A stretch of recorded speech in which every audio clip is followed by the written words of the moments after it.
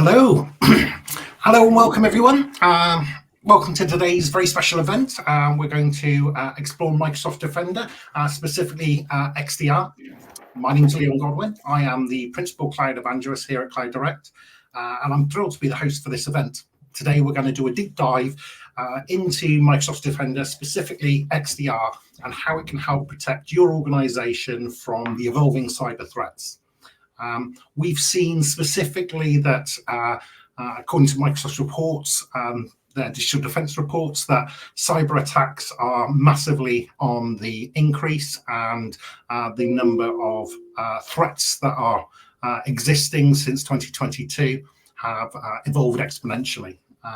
I'm very excited to be able to introduce to you our expert guest speaker today.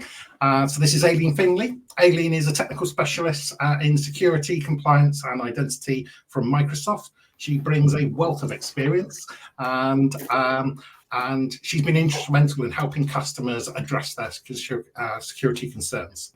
So it's a pleasure to have you with us today, Aileen. Great. Thanks, Leon. Pleasure to be here.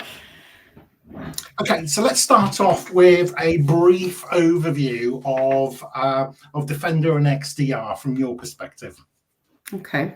So generally, when I'm talking with customers, I'm looking at their full portfolio and the full solution they have in place.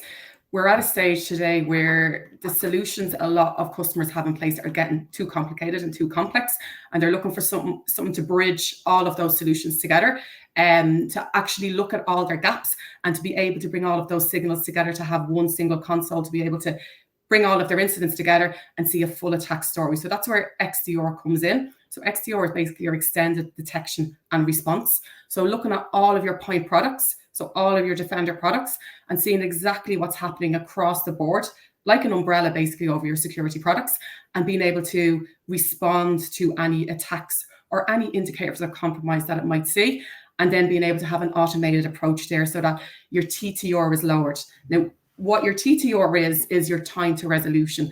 And it's crucial in today's world to be able to say, my time to resolution is within minutes rather than hours. You can imagine if somebody gets a foothold into your organization, it can be the difference of them, let's say, getting a phishing email into your organization, or the difference of them exfiltrating data outside of your organization and basically having data that gets externally outside. So it's a huge conversation topic, I think today, around your TTR and how quickly you can resolve an issue and how quickly you can disrupt that attack. So is there a correlation between the time it takes to respond and how long and how early you can go and detect these threats? Is there a correlation between, catching it early and your recovery time is shorter versus if you're, longer and they have a greater chance to embed? 100%, yeah. So if we look at, Leon, there's an industry specific, it's called the MITRE ATT&CK framework. And what it does is it's a government kind of database that's used to see how threat actors operate. So they operate on different tactics and techniques, and anything from reconnaissance to getting data outside of your organization. So there's all different levels of that. I think, look, I'll bring it up here. It's slide 3. And it just gives you an indication of exactly how threat actors work. So if we look at reconnaissance, that can be anything from me sitting on LinkedIn and seeing, let's say, who is the CISO of a particular company, who is the CFO. So kind of understanding exactly what they do. When there's a time a time that possibly the business is closed down for business, so when I can strike, when I can attack, that would be all reconnaissance. Or reconnaissance can be done externally outside of the organization, or if you have a foothold within the organization, you can do some reconnaissance within the organization. These are all the different levels that you can get to when you get to a quite mature stage within this. So let's say, for instance, privilege escalation, you get to this stage. This is when there's quite a concern within the organization to see exactly where is that attack and what is that attack trying to do. So when an attack originally comes in, it's probably a simple phishing email that possibly wasn't blocked. And then it gets to an end user, which at that point it could install something like command and control, and could be communicating now with a server on a daily basis for whatever it wants to do. Does it want to install a tool? What does it want to do? It wants to sit on that endpoint for a certain period of time, because maybe at some stage support is going to log on with privileged credentials, and once they've installed a tool like Mimi Cats, then they'll have that, those particular privileged credentials, and then they can kind of form their attack then and see exactly how they can move within the organization. This is crucial. This kind of framework is crucial to see when can we stop an attacker, at what stage.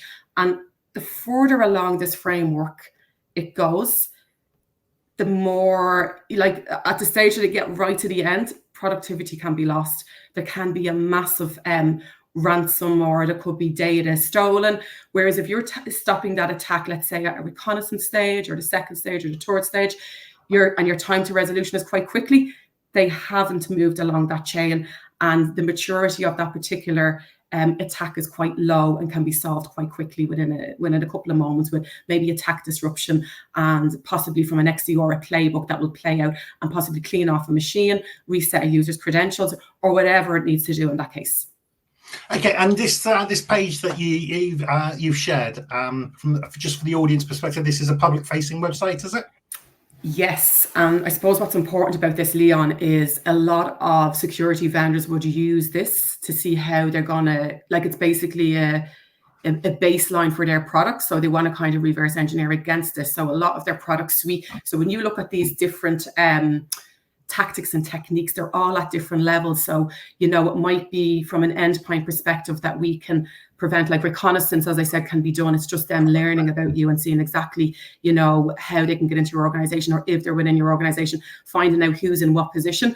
All the other levels could be from an email perspective, could be a protection from an email hygiene solution, could be an endpoint solution, could be like at the end goal, it could be a CASB solution where, they're using an app to take data outside of the organization. And that's where, a CASB would come in and be able to prevent that, a DLP solution as well. So basically this is showing you a model where there's many products that fit in to be able to prevent this, because if you don't prevent at one stage, like an email coming into your organization, or you don't prevent it at the endpoint, there's going to be stages where it's going to try to compromise an identity, or as I said, it's going to try to get data out via an app. And there's other products that are going to sit there at that stage and are going to prevent that. And then all of those product signals are going to talk to one another and say, well, where exactly did this start? And how do we backtrack on this and possibly do a bit of a post-mortem and see how that happened? Do we need to now block this IP? Do we need to clean off these particular machines? What assets were involved in this attack?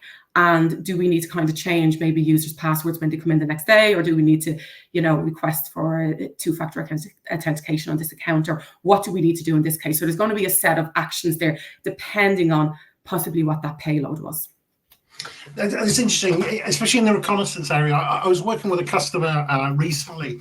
They weren't on a particular SKU that had the XDR capability, and their attack vectors were they were getting soft emails with no links, so as to sort of look innocent and just impersonating the owner of the business, asking for reach out. And so that social engineering side of things, educating that particular user group, they were actually part of a supply chain. So one of their customers was a provider of critical national infrastructure.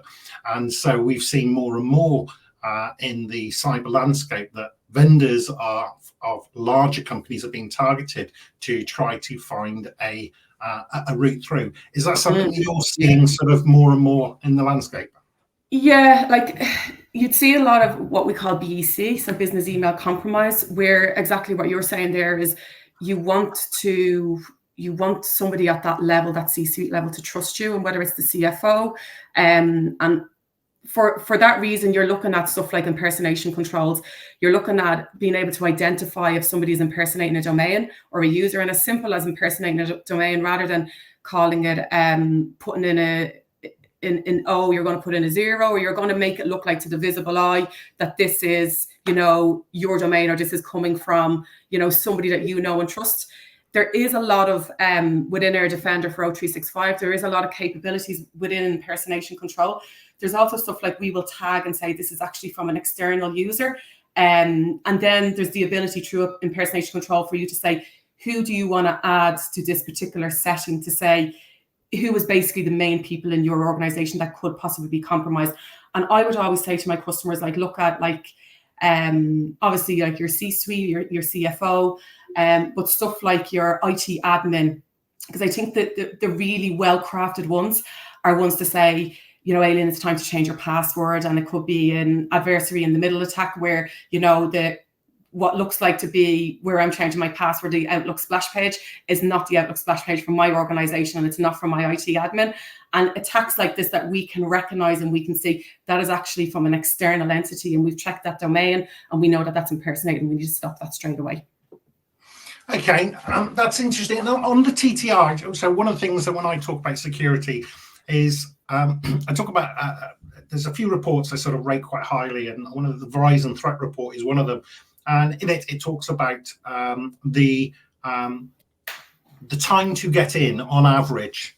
You know, it can be measured in minutes. The infiltration and exfiltration also happens really quickly, but the detection time is measured in months, usually sort of north of 180 days. And the containment is also measured in many weeks.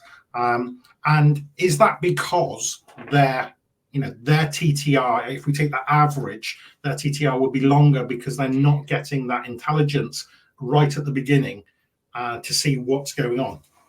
Exactly, yes. So depending on the length of your TTR, so if your time to resolution is quite long, you are looking at, as you said, like you want to get that contained as quickly as possible. You want to understand exactly what's happened. And in that case, that can cause false positives as well. You don't want to, let's say, constantly be cleaning off a machine for your CFO or thinking maybe changing asking them to change their credentials or anything. You want to be confident that what you find is 100% not a false positive, because as I said, you start losing trust in, you know, a particular product if it constantly brings up these false positives that you have to investigate and spend your time. So what we use within our XDR is like a typical thing called like deception techniques. So we watch different alerts coming in, and these alerts, like when a threat actor is targeting an organization and they want to craft an attack because they feel that the payoff is going to be huge, they can invest a massive amount of money. So like the reputation of their, let's say the domain they're using, the service, the IP addresses is all perfect because this is what they're working to do. So we don't see any kind of true signals to say, okay, yes, these are a bad threat actor or you've bad reputation on these. So they probably will get through to a certain stage. But at that point, we're collecting that information in the background, we're investigating that information. But it could get to a point where, let's say they have got credentials. And with those credentials, let's say they're trying to RDP maybe into one of the servers. And at that point, we say, okay, we're a bit suspicious about this, but we can't be 100% true. Let's dump a load of, let's say, false credentials and see, are they being used? At this point, we know then, okay, this is the deception techniques we're using. And we know at that point then, and that deception is within our automatic disruption within XDR. We know then at that point, okay, this is a targeted attack here. We need to take these down and we need to backtrack through what's actually happening on all those signals we've collected from all of those products and go back and see exactly where that started and what we need to do. If you're looking at single point products and that did just happen on a point product and it happened on an endpoint and you've seen them trying to connect in and there was that RDP connection, you're going to just focus probably on that point product and probably contact that vendor or whoever, you know, assists you in managing that particular product and your support. But will they do a full post-mortem and will they backtrack and will they go back to, well, where did this originate from? What's the comment? So there's a full like root cause analysis. You would do a root cause analysis basically when there is an attack on your network. But I think where the issue is sometimes is you don't do a root cause analysis when you think it's a low fidelity alert. But a low fidelity alert can turn into a high fidelity alert when you're collecting signals from many products and bringing that together and seeing exactly. And that gives you that much better picture. That's how, like, what I was showing up there, the Mightier Attack Framework, the reason for XDR is an attacker is not going to attack on a point product situation. They have a common goal. They're going to move through many, many, many products before they can actually do what they want to do.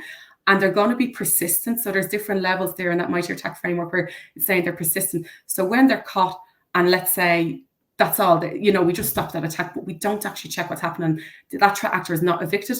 They'll stay there and they'll pivot and they'll try another way and they'll move laterally towards your organization and say, okay, we failed at that stage. Let's try this. Let's try that. Let's, learn more. Let's go back to reconnaissance and learn more about this network and who's on it and what they're doing and what times they log on.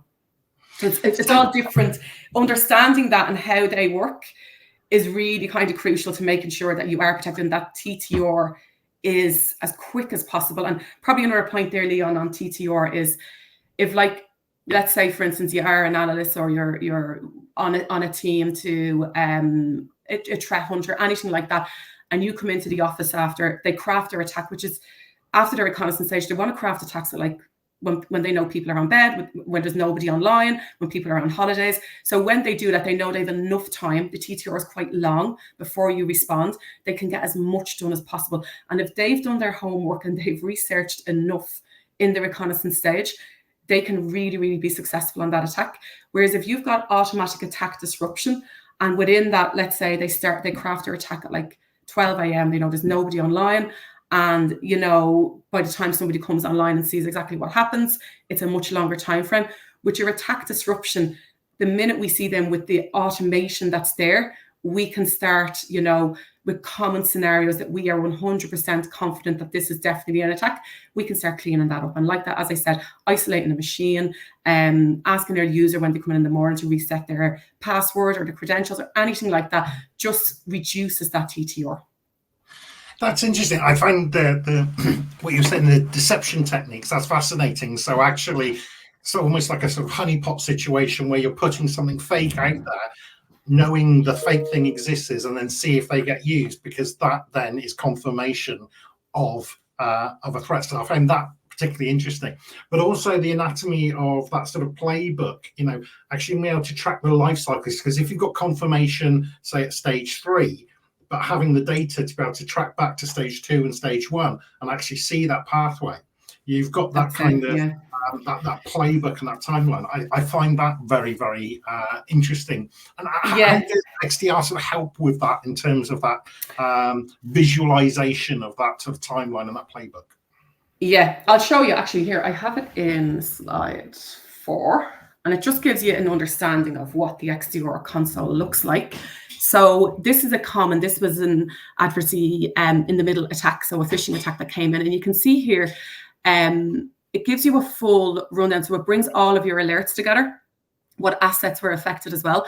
And it plays out a full story here of exactly what happened and at what stage we disrupted that attack.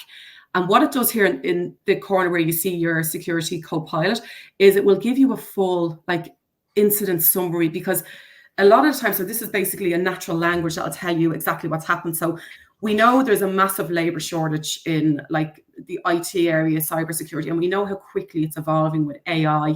And to have somebody to have the ability to understand that sometimes we're working with customers that have 53 different point solutions. So, and that only gets more and more. We look at solutions like threat and vulnerability management, that's a solution that came on a couple of years ago. We had our endpoints. It was quite simple. We've more and more and more products that we just continue to add on. Trying to manage all of them products as point solutions individually is pretty hard. XDR obviously has given you that full story where you can go in quite deep and see exactly what's happened. But what your co-pilot will do is, if there was let's say an executive briefing after any threat actor had compromised your organization, and you did need to bring something back to a team, or there was a quarterly meeting around exactly what cybersecurity looks like. Let's say you have to abide by your Cyber Essentials Plus NIS2. Your security co-pilot will do a full incident summary out in a natural language that will help you understand exactly what happened, how it was contained, and if there's any manual intervention. There's usually automatic playbooks that are there, but if there's something that you've set to say, okay, I don't want this automatically resolving itself, I want to manually know exactly what I need to do and what are the steps, there's also going to be manual tips there on what you need to do to prevent this happening in the future.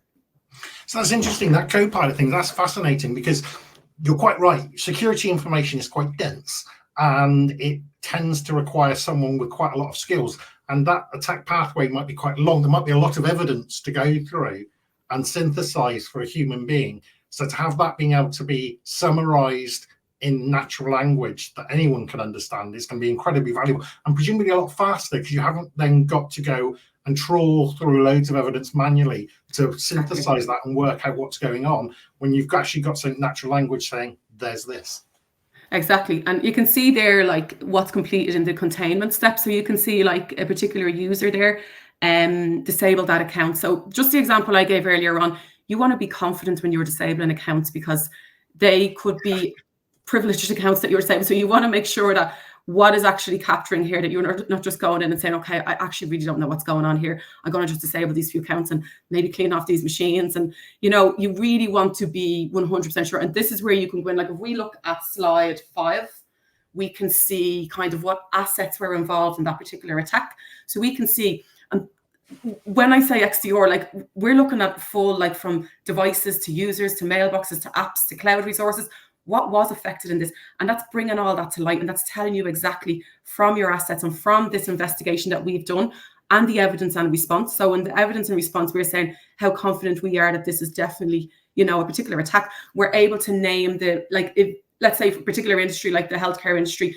we're going to know the particular attackers that attack that, you know, who they are, their location, all that. We're going to give you full evidence. And if you're in a particular industry, we're going to try to pinpoint and see, well, yeah, that actually belongs to this particular group of actors, and let you know exactly who is targeting you and how we can evict them and how we can prevent that in future. So it gives you a full holistic view of everything that's going on within your organization.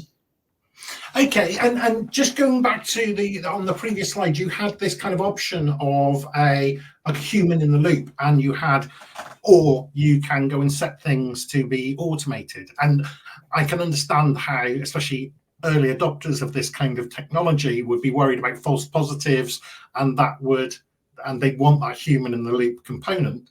But obviously, as if you're consistently seeing this is a thing that's going on, actually it's okay to proactively sort of have automation remediate against that, to stop that foothold or to stop that lateral movement. What sort of automation options are available? Yeah, so there's 4. I can actually remember 2 at the moment. One is your BEC one, and then there's your advocacy in the middle one. There's another one for SAP, I know, and there's another one. There will always be more of those automated attack disruption techniques. And we are working on, but the ones we do have are ones that we are well aware of, probably the more common ones. And, you know, the confidence level we have on them are very, very high. So they're the automated ones we have. But as I said, there's other playbooks that you can run, and you can say, okay, when this happens, I want to play out this particular scenario, or I want to, you know, manually do this. I don't want this to be automated. So you can basically cater the XDR console for whatever way you were operating. And as you said, at whatever stage, if you are not 100% confident that you want anything automated and you want to fully manually, you know, look at exactly what's happened, you obviously have those options as well. Okay, and let's just touch on legislation for a moment, because there are multiple certifications and reporting obligations. So I'll just touch on the sort of reporting obligations for a moment. We have a legal requirement to when, you know, an event turns into an incident, turns into a breach, when it reaches a certain level of severity, we have a legal obligation in the UK to report that to the Information Commissioner's Office. Would XDR be able to facilitate that evidence that would need to be reported? And because I'm guessing most of our audience, you know, hopefully you've never had a serious breach, and hopefully you've never had to report to the Information Commissioner's Office. But if you did, would you know what to provide, and the vehicle and the information that they would need? And does XDR help in that regard? Yeah, so in this case, I'm guessing you're probably looking at more NIS2. Is it the standard that's now kind of the EU directive that's changed? Yeah, in terms of, and just the General Data Protection Act, there are reporting obligations. So there's a few different standards that would apply. And even just, you know, the Cyber Essentials Plus, there are reporting obligations that they align to the prevailing legislation that mean you have to report to the ICA. Yeah, so your Cybersecurity Essential Plus and the original one before Plus, yes, you can use your XDR in that case to show exactly that you are compliant with Cyber Essentials or NIS2. But what we have as well within our Purview product, you have the ability to look at these. So manually, maybe some, your compliance manager might go in and manually try to understand exactly what do we need to do to actually be compliant with whatever regulation it is. However, with like your compliance or your purview, your compliance manager, you can actually run assessments against your estate to see where I stand and actually get a score back to say, okay, for NIS2, I actually am only compliant by 85%. What do I need to do to be 100% compliant? And it will give you recommendations to show you exactly what you do. And whether that's like, you've no MFA on a few of these accounts or whatever else it might bring back and show you, and it will tell you what your requirements are, what you need to do to be fully compliant with that. So if there was a stage you did get audited or there was anything there, you can show clearly exactly how you assess against that and what you have done and what your scoring is, so that you do have the ability to, like for cybersecurity essentials or even cyber essentials plus, it's your benchmark to say that we take cybersecurity seriously, so that your customers and your partners are going to want to work with your organization. But to tell them, look, we actually have a scoring here, and there's obviously manual parts of that scoring as well, but we take this so seriously that we actually have a scoring. We can see exactly when that, like let's say even the EU directive, when that changes, or let's say your cyber essentials changes, or there's new requirements within it,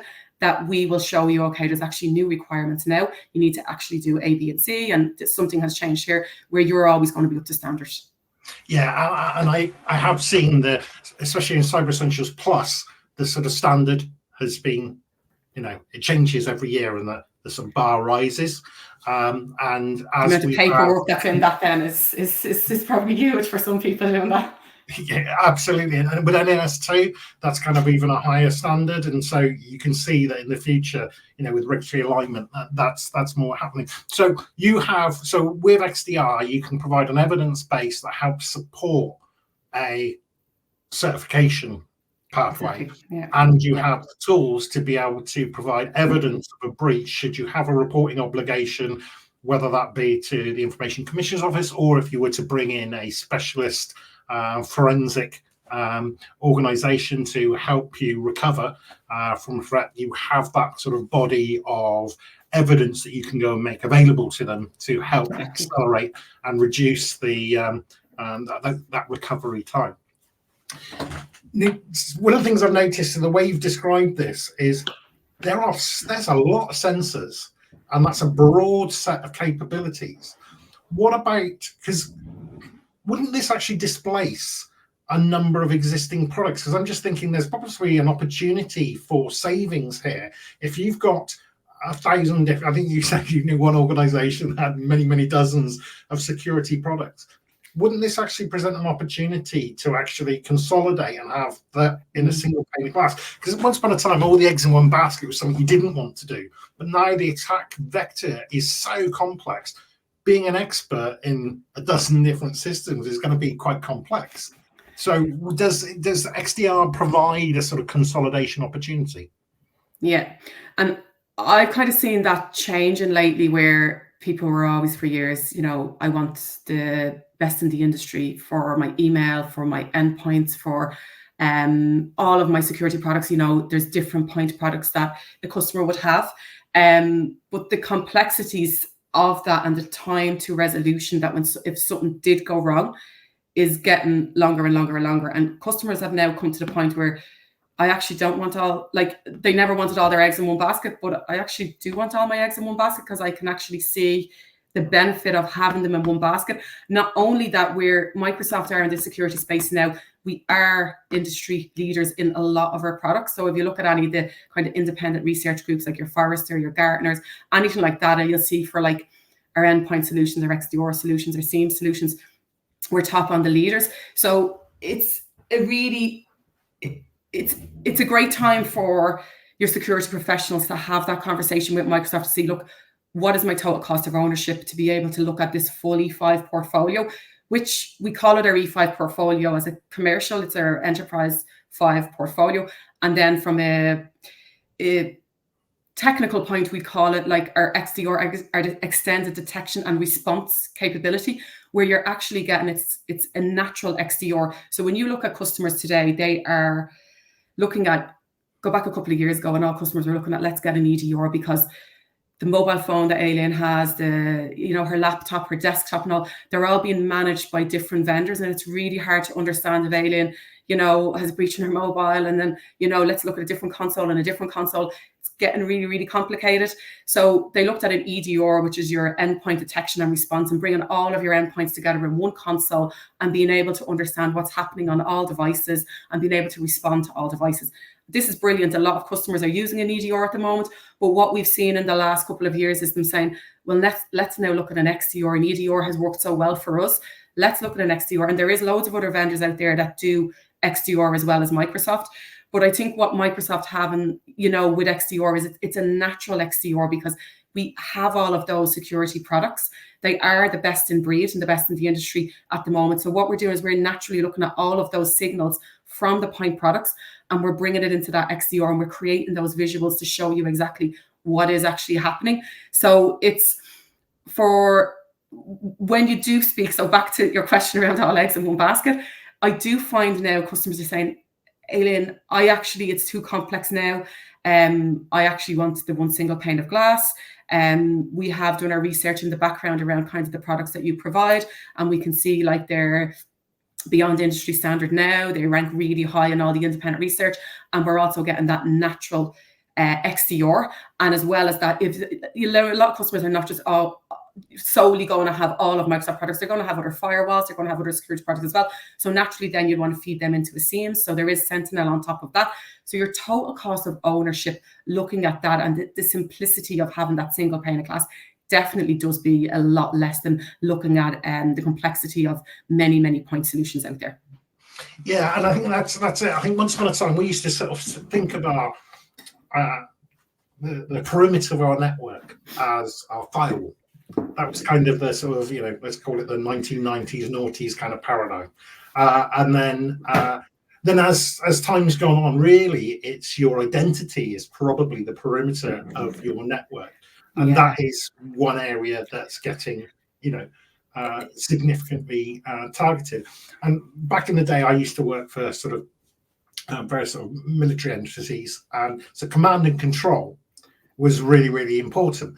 And having lots of different systems creates integration challenges, creates visibility challenges. And when you need to make decisions quickly and accurate, informed decisions, having a very opaque kind of landscape where you've got lots of different systems that you need to query. It's like, because I was just thinking about your playbook scenario. If you've got an anatomy that's running through, you can possibly map that to security tools that may exist or may not exist. So you're getting some of it, but you've got to query multiple systems. That's going to take time. The other thing that the structure and probably to stop you there, Leon, as well, like actors are very clever, so they're going to hide their tracks as well. So anything they could do to kind of evade being detected for a certain period of time, they're going to want to, as best as they can, hide exactly what they've done and whether they've done it at a stage on an endpoint or wherever they are. But it's a targeted attack. So as I said, once they understand and they learn, they understand they do a lot of that reconnaissance. They're going to know tricks and tactics that is going to prevent you seeing exactly what's really going on there. Yeah, I mean, I'm a big fan of saying it's not a case of if, it's a case of when. Because if I back in the day, many moons ago, I was a certified. I need to get certified as an ethical hacker, and so I've always kept my sort of eye in, and I do some silly little things in that space. But I know that for most organizations, I can probably get in and get a basic foothold relatively easily and relatively quickly. So if that's the case, if I can do that regardless of your defense, I also have a friend, he does security companies in Portugal, and they do red teaming, where they look at compromising organizations, and they'll do things. They'll target the people walking in with 2 cups of coffees. Oh, could you get the door for me, please? Yeah. And then I dropped a USB at the front. See who picks up that USB at the front of the building. That's some of the old techniques. Absolutely, and the Wi-Fi is an area to compromise, and generally speaking, for a lot of organizations, their investment of security goes on maybe their server infrastructure, but their endpoints might not rise to that same level of security. So an attacker is going to target the easiest points, maybe provide them some lateral movement. I find that interesting. And then from the command and control perspective, when you've got those vectors going on, having that in a single pane of glass is going to be much more valuable today because of the complexity of the attack. And also, the other thing you mentioned is the use of AI, and that's a twofold thing. Because on one hand, you've got Microsoft, who've invested in OpenAI, who have the best AI models on the planet, and that now drives and informs, and that's only going to get better and provide more value going forward. But the flip side of it is, so are the attackers. And so the sophistication of attacks, and again, that command and control with a single pane of glass, when you've got multiple attack vectors, multiple routes going in, multiple sort of reconnaissance things, if you can get that kind of visibility, I can see attackers becoming more sophisticated than they are now. Exactly. And so your defense has to be as well. And like even the simplicity of looking back, and the complexity of passwords. Like we've moved on even from passwords, and to be able to say, okay, keep changing your password, make it as complex as possible.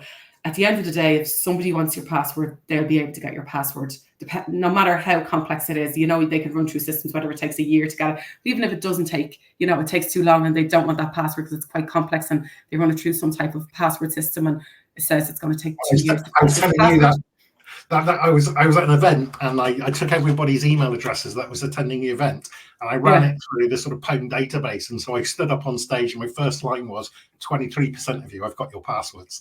That got their attention. And I've also done sort of simulated Wi-Fi attacks to be able to get onto a network,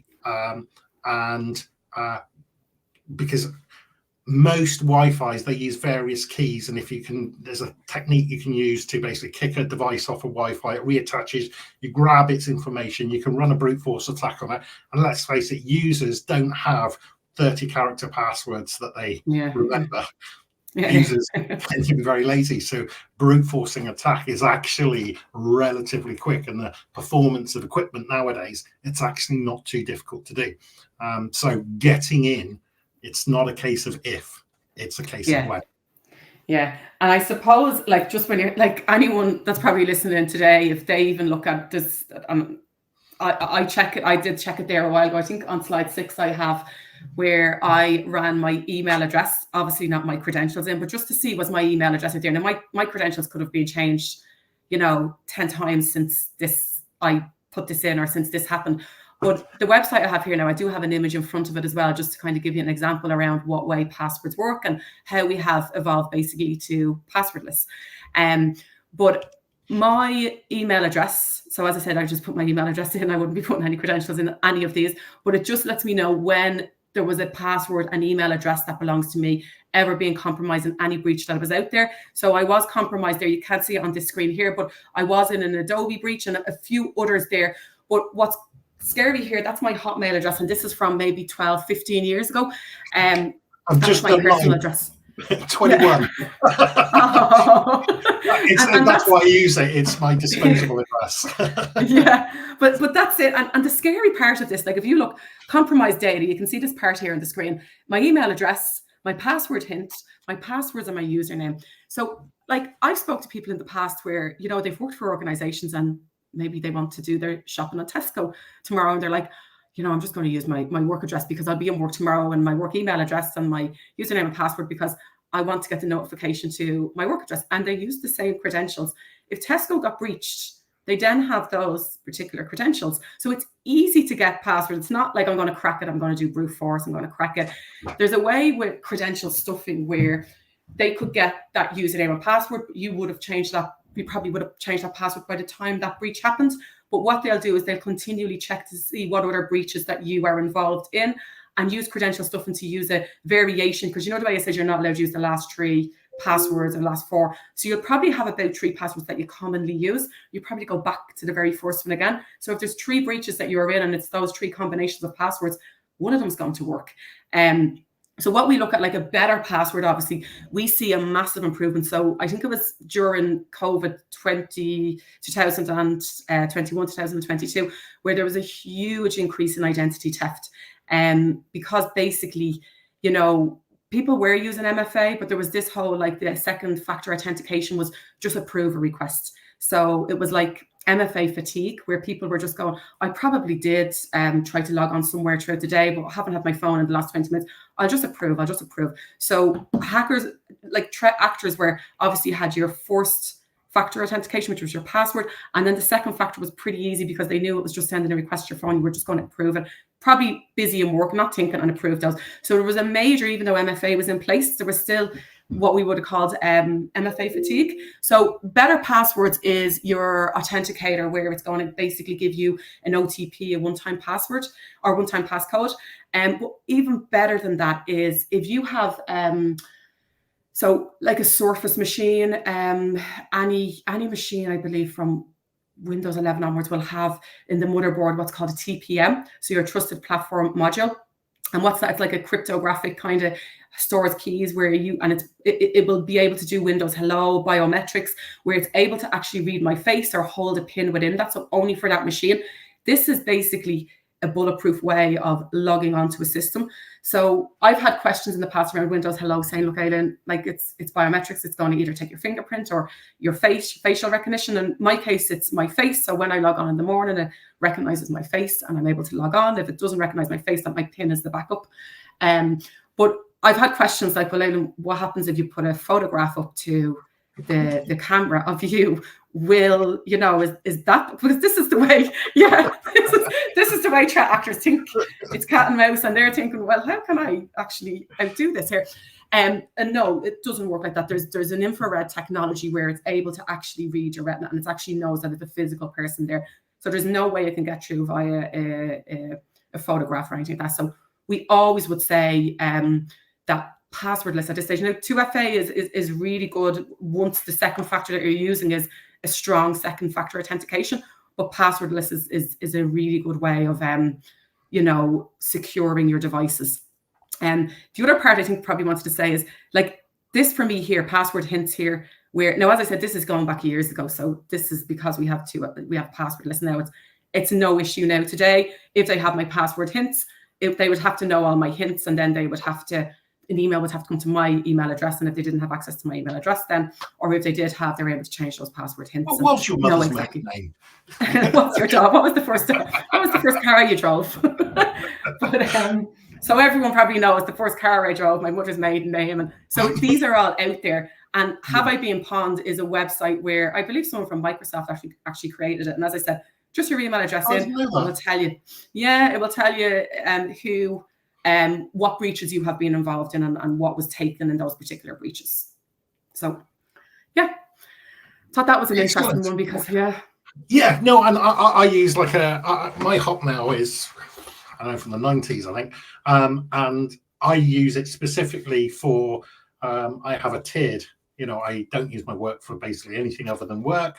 I have something that I use if it's something that might have a commercial, a financial impact, you know, banking, it's a different system. And then I've just got, you know, rubbish ones, because the reality is, well, 21 breaches my Hotmail has been involved in. And the other thing is, the other thing I find interesting is the motivations as well, because I was chatting to you the other day about a little thing that I was seeing about people pivoting, or certain actors pivoting away from ransomware, because they ransomware kind of has two components. One, it's about making money. Two, it's about causing disruption. Whereas that I was seeing more and more an attack vector that was using Bitcoin mining. So they would get into infrastructure, they deploy a payload, and they would fire up loads of infrastructure. as an example, I had some security, some Raspberry Pis with multiple aerials. I went to an event, an AWS event in Ali Pali in London. They had free Wi-Fi there, so I attached one aerial to that Wi-Fi. The other one, I cloned the AWS homepage and I broadcast that, and people were entering their AWS credentials. And if I had turned on logging, many of those would have been their credentials, their work credentials, without protection, allowing me to then go and log in, spin up a whole, 100 different VMs, all with Bitcoin mining, and the time to revenue is seconds. But that is where you have a revenue motivation, which certain actors, that will be their motivations. Other actors are about causing disruption. Or there's something they like that you're not doing something that aligns to their morals. So there's well-known kind of documentaries, even on Netflix, to show like there was no financial gain in certain huge breaches that happened years ago. So their intention there was completely different, and there was no ransom that they wanted to prevent what they were doing. So it's different in all cases. And like the goal that they have, as you said, is not always a financial gain. Sometimes it's the glory of to say, look, we have the ability to do this. We have the ability to get this far. And what can you do about it? So it's a huge topic at the moment. And especially because, like, as I said, even from the start, just TTR, as soon as you can stop that breach and as quickly as you can stop, it just prevents, like, looking at the major breaches that happened over COVID and the healthcare industry that were affected by all of them. Like, even like you gave statistics at the start to say, like, containment times, like, to actually get back to productivity and to actually get back online, it can take and get back to normal. Sometimes it can, like the example I gave earlier on, one on Netflix, it took them months to get back up and running. And some companies, look, the ransom that's wanted, it's disclosed for around 10 years. So anything that you hear out there, there's usually a non-disclosure agreement around it, or they're not. And we would always say, in any security organization would say, like, it's not recommended to pay any ransom. It's always, recommended to see what can be done, but having an XDR in place is preventing you getting to that very sensitive stage and very challenging stage of your organization, where, as I said, it's not only the ransom you have to pay, but it's productivity, it's not being able to function for a certain period of time. And that's a really good point. I mean, I saw a report saying that, I think it was in the States, organizations over a certain size, 50% of them pay the ransom, because as much as the ransom may be a large amount of money, actually the impact on their business is exponentially more. And whilst, we would never advise people to go and do that, you can understand the alternative is, I work for an organization, a shipping company, and they had, they experienced a profound attack. They chose not to pay and actually rebuild their business from the ground up, with effectively saying, I can't trust any of my data, so I'm actually going to rebuild my business again, and not trust any of that source. But again, significant disruption. So if people are interested in XDR, how do they go about getting it? Yeah, I would say first, probably it's good to mention as well, Microsoft do have it's digital defense report. So if you want to go in depth and see exactly what's happened in the last year, what areas have been targeted, what industries have been targeted, there's a full report there. I might just bring it up here just to give you it's well over a couple of 100 pages. But yeah, that digital defense report there, you can get in touch with you guys, Cloud Direct, or any other partner. If there's a customer out there that does want to talk about XDR, definitely we can go through exactly what options are there. But yeah, happy to discuss this any further. Anyway, that is the digital defense report. It just gives you an idea of where our unique vantage point is, exactly what we're doing, and the team we have behind this, to understand what's going on in the threat landscape. But yeah, Leon, happy to follow up with any customers through yourselves, or answer any questions after this session. Okay. So yeah, the only other thing is, what SKU is XDR available in? Your V5. Okay, So E5. Okay, so I think that's it from me. I'm just conscious that we're probably, we said we'd go between 45 minutes and an hour, and we're sort of halfway between those 2 points. So is there anything you'd like to sort of finish up with before I close down the call? And also, I should have said at the beginning, are there any questions? But I didn't, so I haven't seen any come through, so that's fine. Perfect. Happy to take on Leon. If any do come to you, happy to take on board offline as well. Okay, well, thank you. This has been fantastic. You clearly know your stuff and inside out. And I think XDR is it's a fascinating product. You know, having more of a kind of sales orientated background, the ability to consolidate a number of different products that may well find itself actually, you know, a net zero kind of position. If you're spending X on a bunch of products and you want to go and deliver E5 to your estate, whilst that might be an uplift from, say, E3 to E5, if that can be offset through savings on other systems, you know, would you want a, I don't want to pick on anyone, but let's say a major upstream email filtering provider when you have XDR, because you've effectively, you have not just parity with that functionality, but also because of all the other tools and the intelligence and the AI and what have you, actually you're getting that intelligence, and it enables that playbook to be more robust. That's it. Yeah. You have that basically, that understanding there, and you're able to pull that data. And as I said, look, the operating systems are our operating systems. So the unique advantage there is we know exactly what's happening. We're able to pull those logs. So there's stuff like, probably didn't mention, and probably not enough time to mention, but like your threat and vulnerability management as well, which is an area where you can see if there is, you know, indicators of compromise out there, is there's common vulnerability. Which would be great for the compliance, the certification. Exactly. Making sure you're prioritizing what patches need to go on and what could be at risk. Okay, wonderful. Well, thank you very much for your time today. That's been really, really enjoyable. If anybody has any questions, and obviously you can, this is live on LinkedIn, you can post your questions underneath this event, and we will follow up with you. If you would like a one-to-one and a deep dive, then please reach out to Cloud Direct, and we'd be more than happy to go and facilitate that. Aileen, I just want to thank you again. You've been fantastic, so thank you very much. And yeah, thanks for having me, Leon. Okay. Great. Thank you. Bye-bye. Bye-bye.